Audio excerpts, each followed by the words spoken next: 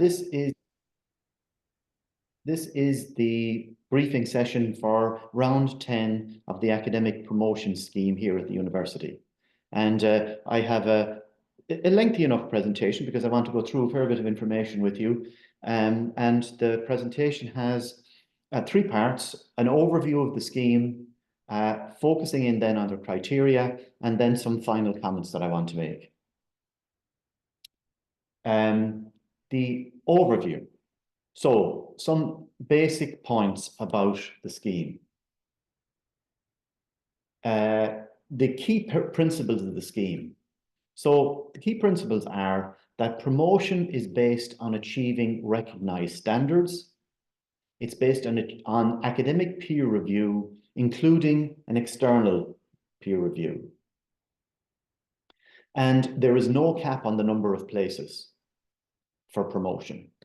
And there are regular 6-monthly deadlines, so there are 2 rounds each year. High levels of performance are expected across each of the 3 core criteria as appropriate to a person's contract. And the 3 main areas are research and scholarship, teaching and learning, and contribution. And candidates are expected, to demonstrate that they are performing at the level to which they have applied for promotion and are likely to continue performing at that level. And one would refer to that as trajectory. And all normal academic and administrative activity can be included in the application. Moving on, all academics with a minimum of 3 years service in an academic post at the University of Galway are eligible to apply to the scheme to any higher grade, irrespective of the current grade. And an example is lecturer A may apply for, a lecturer in contract A may apply for a position or promotion in SLAP type B and vice versa, but a person needs to be very clear about the expectations in the grade to which one is applying. The promotions committees, and there are 2 of them, and I'll talk about that again, are gender balanced, exactly 50-50 male-female. The university is committed to equality, diversity and inclusion in the scheme, and progress is constantly reviewed in this regard. This includes a specific mechanism for recognizing protected leave and adjusting achievements upward for the purposes of assessment. The basis for this adjustment is calculated by the Office of the Vice President, EDI. Candidates may offer in a specific box any additional evidence they may wish to share in respect of their achievements and or circumstances. There's a box for that in the form. And there's also, as begun in round 3, a COVID impact box, and that's still in the form. And this will assist the promotion committees in assessing whether any criteria that are initially deemed as not being achieved are likely to have been achieved, but for the impact of COVID. It's important that that's still there. Financial considerations in respect of affordability to the school, college, and university play no part in any individual assessment. That's important to realise. It's based completely on the performance of the candidate. If a candidate is unsuccessful, they will receive detailed written feedback on their application and their agreed score sheet. They also may request an oral feedback meeting in a timely fashion within 30 days of receiving written feedback. If requested by applicants, further information is available, such as other assessment records, minutes of meetings, personal notes, discussion documents, etc. And other documents such as external assessment forms, in other words, the responses of the external assessors in an application can be sought if required through FOI.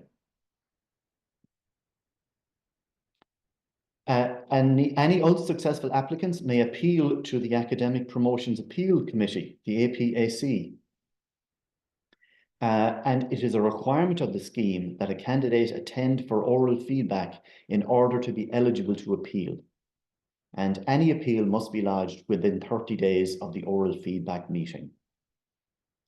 The role of the APSC is to consider whether or not due process has prevailed in the consideration by the APC of an application for promotion. The APSC may not form a second judgment on the application. It's not like the application is reassessed. The grounds for the appeal then are numbers 1, 2, and 3 here. The first one being failure to follow in due manner university policy and procedures for the consideration of applications for promotion. And all university policies and procedures are subject to statutory anti-discriminatory requirements. The second one, denial of natural justice. And the third one, manifestly unfair or unreasonable application of the criteria for the granting of promotion. And appeals should be sent to the Academic Promotions Appeals email address that you see here. Okay, I did mention that there are 2 committees. First of all is the APC, the Academic Promotions Committee, and this considers applications for senior lecturer and associate professor, or senior lecturer associate professor, type A and B, and professor in applications. And then there's the EPPC, which considers established professor applications only. Now, talking about the APAC first. In advance of the APC, the APC, first of all, excuse me. In advance of the APC meeting, 4 committee members are allocated as co-readers to each application to go through the individual application in particularly fine detail. 2 co-readers from the relevant college and 2 from non-college, with a 50-50 gender representation. One of the 4 readers is a designated feedback lead and takes detailed notes during discussions that form the basis for the feedback to the applicants, and the feedback is subsequently agreed by all. All applications are read by each member of the committee, and each member of the committee assesses and scores each application individually prior to the meeting. These are provisional scores. The 2 external members of the committee, and there are 2, do not score the applications, but they're part of the committee. The committee as a whole discusses and agrees a consensus score for each criterion for each candidate. And the relevant achievement has to be demonstrated in order for each criterion to receive a consensus decision of yes, i.e. that the criterion has been achieved. So I want to emphasize on this, that each candidate and each criterion for each candidate are given extensive and deep consideration by the committee as a whole. So that extensive effort is put in to assessing the performance and the candidature of an applicant. So I want to make everybody, make sure that that's clear to everybody. Secondly is the Established Professor Promotions Committee. In advance of the EPPC meeting, 2 committee members are allocated as co-readers to each application to go through the individual application in particularly fine detail. 1 co-reader from the relevant college and 1 from non-college. And again, a 50-50 gender representation. One of the 2 is designated as feedback lead and takes detailed notes during discussions that form the basis for the feedback to the applicants. And the feedback is subsequently agreed by all. All applications are read by each member of the committee, and each member of the committee assesses and scores each application individually prior to the meeting. These are provisional scores. The committee as a whole discusses and agrees a consensus score for each criterion for each candidate. The relevant achievement has to be demonstrated in order for each criterion to receive a consensus decision of yes, i.e. that criterion has been achieved. And again, I emphasize that each criterion for each candidate is discussed in extensive and deep detail by the committee before a decision is reached.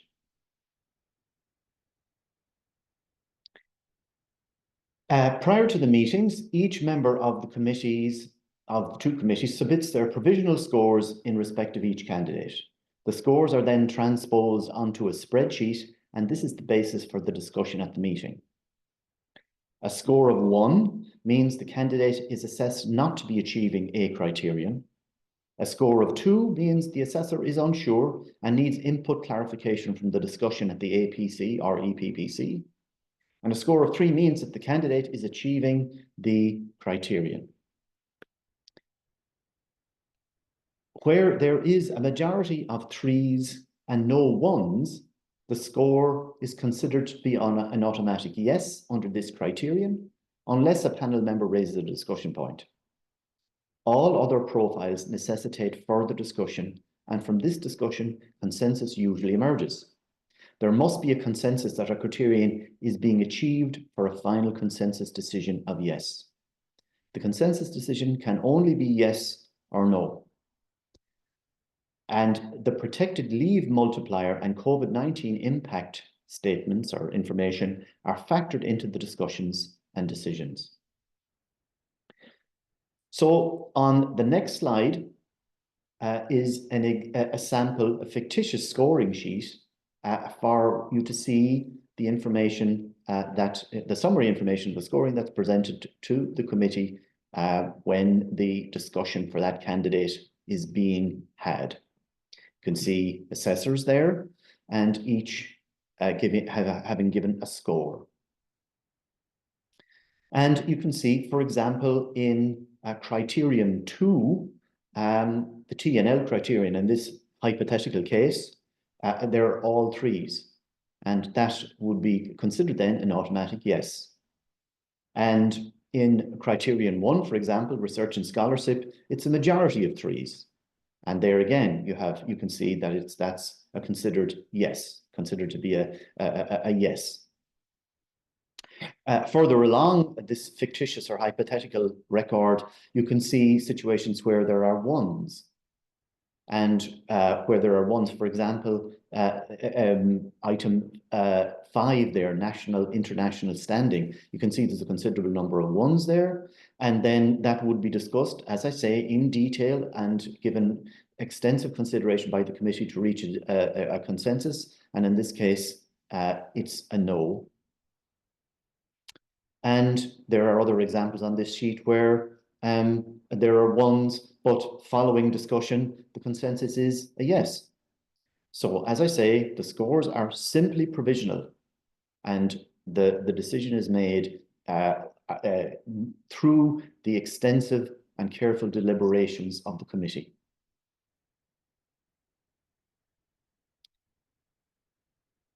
Okay, candidates are expected to engage fully with their heads of school, both before applying and after the outcome of the process, in terms of preparing to apply, and also discussing the outcome, engaging with them in terms of the outcome. It's important. A head of school form, which must be countersigned by the dean, will be submitted by the head of school, and the candidate will have visibility of this and a right to reply.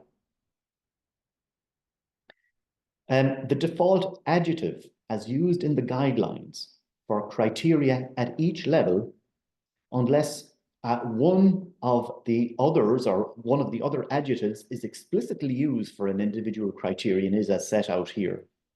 For senior lecturer, associate professor, by and large, substantial achievement is required. For professor in, outstanding achievement, and for established professor, exceptional achievement. Okay, and I'll be coming back to talking about the guidelines again, but the guidelines document is critically important. The guidelines contains the detailed information of what each criterion means and the information that's been sought under each criterion. And you'll see these words of substantial, outstanding, and exceptional right through the guidelines document. And in line with the principles that apply in this scheme, all promotional grades are open to all academic staff. I did mention that before. Following assessment and establishment by the promotions committee of a prima facie case, external assessors are ranked by the committee from lists provided by the applicant and head of school. This list should be at least 50% international. Promotion will only follow if external assessors clearly agree with the recommendation of the APC or EPPC. And these external assessors should be at least at the academic level in their own institute, which the candidate is applying for, and in an institution or department of similar or higher reputational standing. They have to be at the same level in their own institute for the one that the applicant is applying for here, and in an institution that is comparable in terms of international standing. The assessors must have no conflicts of interest. Both candidate and head of school should absolutely avoid nominating anyone with whom the school or research institute has had a recent formal interaction or with whom the candidate has collaborated. And guidelines regarding conflict of interest are now on the promotions website. Assessors must also have appropriate experience of promotions to be able to carry out the tasks of assessing the prima facie case. And under no circumstances should the candidate or the head of school contact external assessors in advance of or during the process. External assessors are requested to complete a conflict of interest declaration form prior to completing an assessment. Reapplication is not normally permitted within 2 years of an unsuccessful application, and I'll be talking a bit about that later again. An application is via the HR portal. Now, in recent rounds, round 5 and round 8, two new grades were introduced into the scheme. Since round 5, there has been professor in discipline, and since round 8, established professor has been introduced into the scheme as a promotional route. And in each of these two, there are 3 tracks. There's a teaching and learning track, a research and scholarship track, and a leadership track. And as regards Professor In, the level of achievement expected for promotion to Professor In is essentially halfway between that for SLAP and that for established professor. Leadership plays a more significant role at Professor In level in comparison to SLAP. And the default adjective as used in the guidelines for a criteria at the level of Professor In, unless another adjective is explicitly used for an individual criterion, is outstanding. So when you look at the guidelines, you'll see that in terms of the criteria for Professor In, by and large, it's saying outstanding. Outstanding performance, outstanding achievement. Established professor. The level of achievement expected for promotion to established professor is essentially double that of SLAP, and there is a significant emphasis on leadership, and I need to emphasize that. There is a significant emphasis on leadership. The default adjective as used in the guidelines for a criteria at this level, unless one of the other adjectives is used explicitly for an individual criterion, is exceptional. Existing personal professors, like all other grades, must go through the application procedure in order to be promoted to established professor. So the established professor process then is a thing in itself, and everybody has to go through that to reach established professor.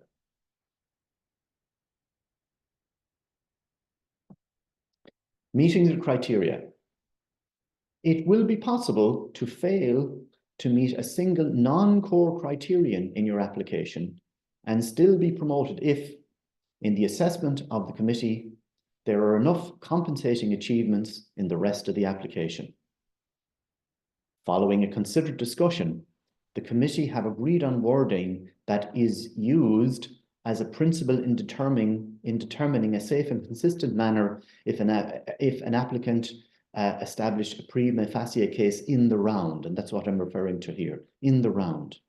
And you can see the wording there, a case where the candidate's achievement in a majority of other criteria achievements in a majority of other criteria are, in the academic judgment of the committee, significantly above the required level. Okay, Moving on to reapplication rules. In the event that a prima facie case is not agreed in such circumstances, the 2-year rule is reduced to 1 year. The other exception to the 2-year rule is a retention application. So, looking at the table, successful, you can apply again immediately. Fail on a single non-core criterion, but not promoted, you can't apply again for 1 year.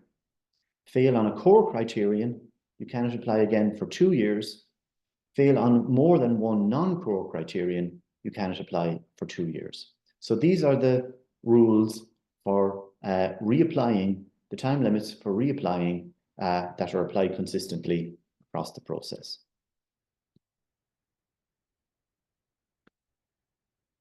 Okay, as part of the application pack, the main part of it is the application form. And it's very important that that application form is filled out carefully, and I'll be coming back to that. But in addition, an up-to-date, accurate IRIS profile, publications preferably by category and reverse chronological order with each category is required. And one thing about this is that you can download your IRIS profile in Word format and edit it into a format that aligns with what we're requiring here or requesting here. So the IRIS profile can be edited. Remember that. And additionally, student feedback of up to 2 pages and a teaching portfolio of up to 23 pages. Any information beyond 23 pages in the teaching portfolio will not be considered. 3 strongest or most important publications. This is very important now. You're required to give your 3 strongest and most important publications and a commentary of 300 words maximum per publication, indicating the originality, significance and rigor of the publication, and in the case of multi-author papers, your role in it. That's very important to clarify. What has your role in the publication? And then a list of next 20 strongest, most important publications. You don't have to give a commentary here other than the role of you as in the co-author list if it is a multi-author paper. You must clarify that. And then the external assessor nomination form.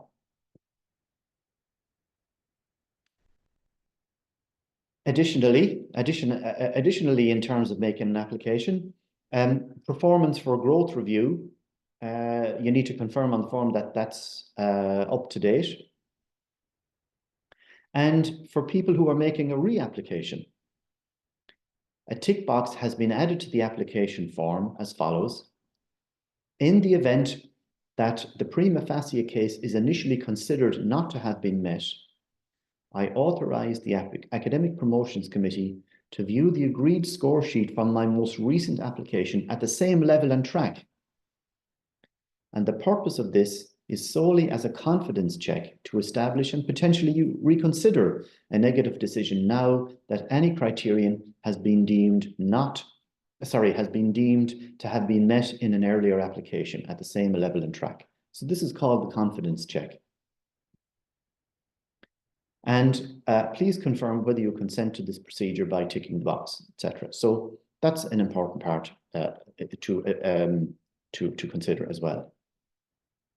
Okay, so now let me go on and talk about the criteria in a bit more detail, second part of the talk. So first of all, looking at SLAP contract type A. And in each of the applications forms, you'll see it refers to core criteria and then additional criteria. So in terms of SLAP contract type A, where the emphasis is on teaching, the core criteria are listed out as you see there. The first one is the research criterion. And just reading the first part of it, reflecting the contract of lecturer contract A, your research and scholarly activity is understood to refer to research and other forms of scholarship associated with research-informed teaching and with keeping up to date with the developments in pedagogy in your discipline, and etc. You can see it listed out there. The second criterion is the one focused on teaching, a substantial record of teaching, supervising and mentoring students. The third one is about contribution, the substantial contribution to organizational, leadership, or management aspects, and our intellectual, cultural, social or economic life at regional, national, or international level, etc. So it's important that these are read carefully and that you address these in the application form. Once again, looking to the guidelines document for fleshing out of what these cover. And you'll see the word substantial there. Substantial is the main adjective associated with SLAP, performance and achievement. SLAP contract type B, this is the one that's focused more on the research and teaching balance. So again, the first one is the research one, substantial record of research scholarship. And you should list your own research outputs appropriate to your discipline and or interdisciplinary and elaborate on significance, etc. The second one is the one associated with teaching. And the third one is the one associated with contribution. And both of those are essentially the same as listed in SLAPA. And again, you can see the word substantial in each of these cases. Now, for SLAPA or SLAPB, then in addition to addressing the three core criteria, you then are allowed to pick 5 from the list of 10 that you see here. And again, you look to the guidelines. Here is the short form of what these are, just listed out.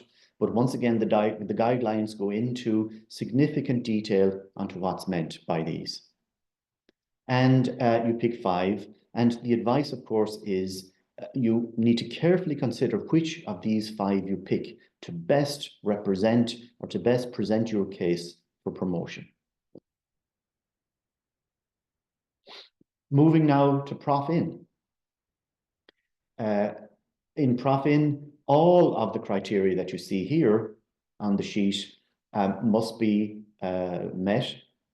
And I'm looking at Prof.In, and I remember saying that there were 3 tracks, or the 3 tracks in Prof.In: research and scholarship, teaching and learning, and leadership. And this is the research track.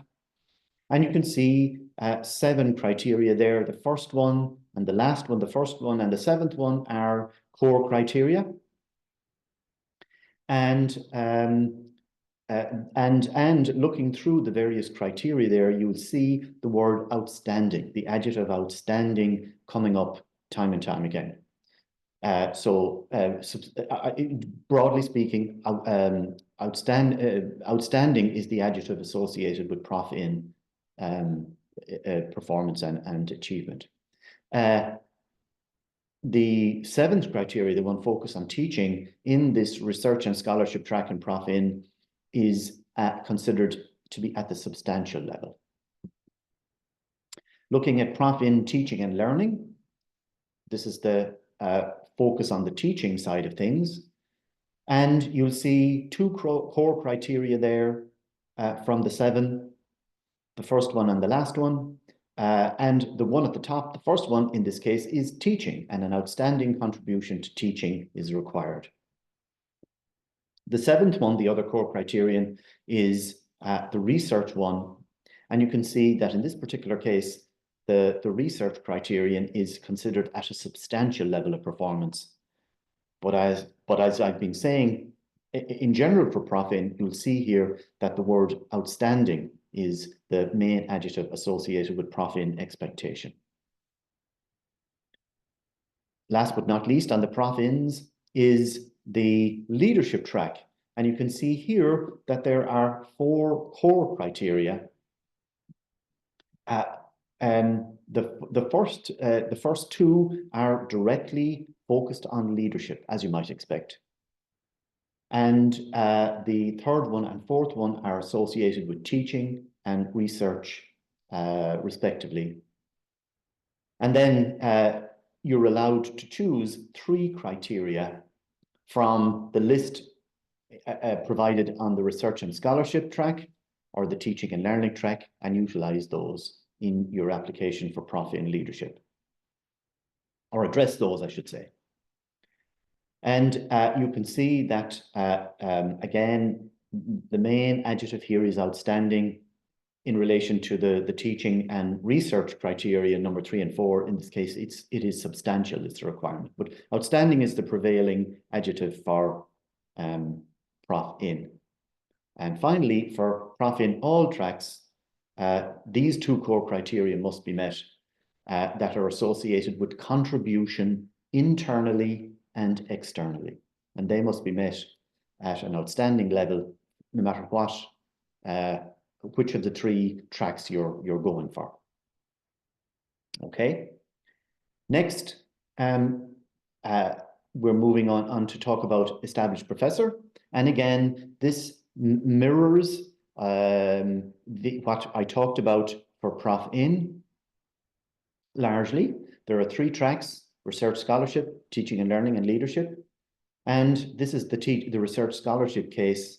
And this, as I say, mirrors or maps over very much from what was said in Prof-In, except that the prevailing adjective of expected performance and achievement is exceptional. You'll see it there going through these criteria. The first one is the research one, a sustained exceptional record of research outputs. The second one, exceptional external research leadership, etc. The last one on this particular slide here, number 7, a core criterion is associated with teaching, and in this case, it's outstanding is the adjective required, or the adjective that must be met. Okay, research and teaching. Again, this track carries over broadly from what we talked about for Prof-In, teaching and learning, but the main thing is the change in adjective, the emphasis now on exceptional performance. Okay, by and large. The first one is exceptional performance in relation to teaching, the first of that core criterion. And number 7 is the core criterion associated with research in this case. And in this case, it's outstanding. But apart from that one, it's exceptional is required at EP level. And finally, the EP leadership, once again, carries over from what we said for Prof-In leadership. 4 core criteria, and then any 3 criteria from the EP research and scholarship or teaching and learning track not already included. And once again, the prevailing adjective is exceptional. That is the expectation. And just as the same way the setup for Prof-In, the situation for the established professor is that the last part of it is 2 core criteria that must be met at an exceptional level for internal and external contribution. And you can see what's set out there in terms of the requirements. And also, as I keep saying, go to the guidelines. Look at what do the guidelines say in terms of the details of the expectation. Now, for round 10, I want to point out some changes to the forms that you need to pay attention to. And they're different, or they're developments on the forms from round 9 and previous forms, and are giving the committee information for a deeper level of understanding an assessment of the candidate. So in all application forms, the first one is in all application forms, in the contribution to teaching section, there are contact hours tables. And when you look at the form, you'll see that one is asked for the previous 3 years of teaching contribution. Okay, that's basically what's been asked for. However, there are many cases where a leave for various purposes, leave of absence, sick leave, or other reasons for leave come in that mean that other years are used or can be used. And so what we ask is that people would specify the academic years that are being presented. Tell us what they are, 2021, 21, 22, or whatever it might be. And on these tables, also give us the number of students in the modules. We hadn't that before in the forms. We're asking for it now. Okay. Second point is in the research output section, and this applies to application forms for all grades and tracks except the SLAP contract type A that doesn't have this particular box in there. So in the record of research output section, there's a box in there asking for a commentary on the publication profile. And you can see there in red an additional sentence now that we've added into round 10. So ordinarily, or you asked to, as in italics there, you are required to provide a commentary on your publication's profile. And the new sentence is, please include a summary in this commentary of the main research theme or themes, emphasizing their originality, significance, and impact on the discipline. So that extra bit of narrative is now required. And the third point is application forms for established professor, all tracks. We're asking now for, in the record of securing research funding section, that you split out your funding secured into tables where you were the named PI of the award, and in cases, and a separate table where you had a role other than the named PI, perhaps a co-PI sometimes, or work package leader with funding associated. So we would like that extra piece of clarity. Okay. All right. Now moving to the final comments section of the talk. So professional conduct in relation to all of this activity. This is a critically important activity for everybody involved. And some important things. Members of the APC, EPPC, and APAC are bound to absolute confidentiality in respect of all deliberations of their committees, subject only to the fact that documents are FOIable after the process. So absolute confidentiality is critical. Under no circumstances should candidates approach or seek to influence members of the APC, EPPC, or APAC on any matter relating to the application under the scheme. Members of the APC, EPPC, or APAC may not advise applicants, either individually or in groups, in respect of the promotion scheme. And heads of school and deans of college are required to respect and maintain the confidentiality of all individual applications.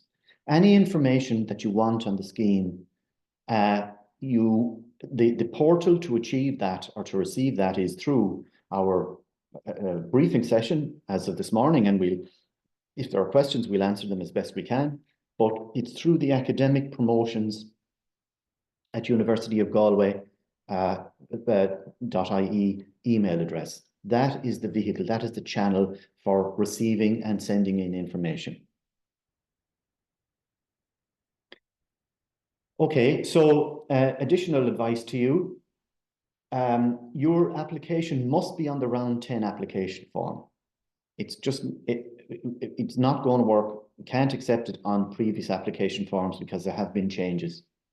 So it must be on the round 10 application form. That will be on the website, or that is in the moment on the website. Your IRIS profile must be downloaded as a Word document and edited. I talked about that. The Iris profile in Word format is a very editable document.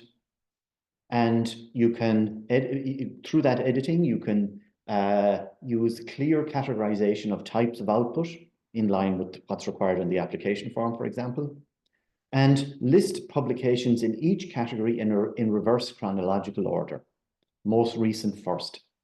This is a format that the promotions committee welcome and feel it's useful and adds clarity in terms of assessment of the application. And again, after the initial deliberations of the APC and EPPC, there's an external assessment stage in the process. And the overall process for a particular application is not complete until that step is done. Assuming the application goes out to external assessment, which requires that a prima facie case is made. And a very practical point, please allow yourself sufficient time in completing and uploading your application. Don't leave it until submitting. Don't leave submitting until a few minutes before the deadline. That's always a risky thing to do. Now, coming back to a very important point that I've mentioned a few times. In completing the application form, be sure to address the specific information being requested in any one section looking to the guidelines document. This is very important. When you're filling out the application form and you're looking at a particular section, be it the publications, the research leadership, national, international standing, whatever it is, the information the committees are looking for is described in the guidelines for that section, and that is the information that is of primary importance that you must address in filling out the form against that criterion or in that box or in that section. We're looking for people to address the specific information that's being requested. And again, as I say, the guidelines document is the platform for that, or the backbone for that. Now, another very important point. Do not repeat information between the different sections in the form. This is one thing that comes back many times as an issue. And there's only one proviso to that, as you can see here in the smaller point. Unless you can clearly demonstrate in the relevant sections how a particular item specifically and distinctly addresses the different criteria in those different sections. You can have a particular achievement or a particular activity that you did, or and you might want to use that as evidence for your case across two criteria. Well, by and large, repeating from one criteria to another is not a good idea. But even if you feel you need to, the way that that particular item addresses the specific and distinct requirements of criteria 1 must be articulated, and how it addresses the specific and distinct criteria requirements in criteria 2 must be addressed. That particular item has to be articulated in different ways in the different sections. Just copy and paste repetition is a bad idea. And as I say, as a general principle, anyway, repetition, you should avoid repetition in the way you fill out your form. And another point is, seek advice on your application draft from experienced and senior colleagues. This peer review or senior peer review is a very important part of preparing a good application. Now, coming to the close, deadlines.